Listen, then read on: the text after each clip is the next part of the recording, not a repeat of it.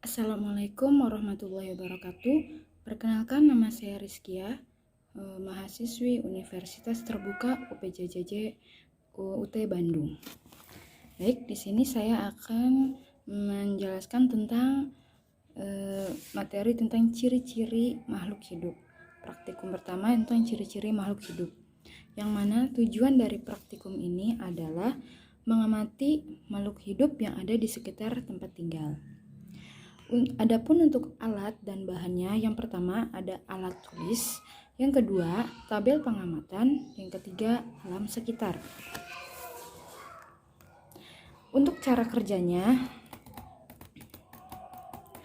1. Menyiapkan alat-alat tulis dan tabel pengamatan yang diperlukan. 2. Keluar kelas atau ke lingkaran sekitar sekolah atau tempat tinggal. Temukan kurang lebih 10 makhluk hidup, 5 hewan dan 5 tumbuhan yang kita kenal namanya. Catat namanya pada tabel pengamatan. 5. Amati ciri-ciri dari setiap makhluk hidup yang telah kita catat tersebut dengan cermat. Yang keenam, memberi tanda checklist sesuai dengan yang kita amati pada tabel hasil pengamatan. Ini adalah video hasil pengamatan saya. Nah, ini adalah contoh. Kita akan mencari ciri-ciri makhluk hidup yang ada di halaman sini. Ada hewan ayam, ada kupu-kupu, ada rumput,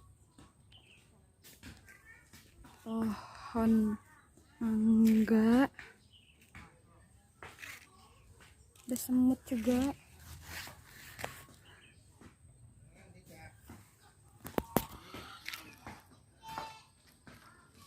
Ada kambing,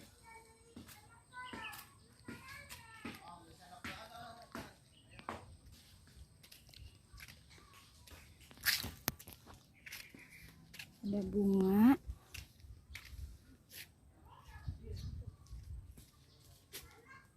ada pohon pisang, ada putri malu, kambing.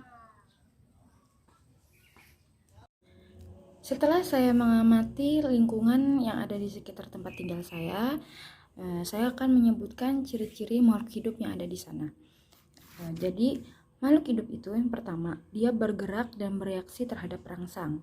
Jadi hewan itu kalau hewan bergerak dengan sayap, kaki atau yang lain sebagainya, sedangkan tumbuhan bergerak karena adanya rangsangan dari luar seperti angin, cahaya matahari dan lain sebagainya.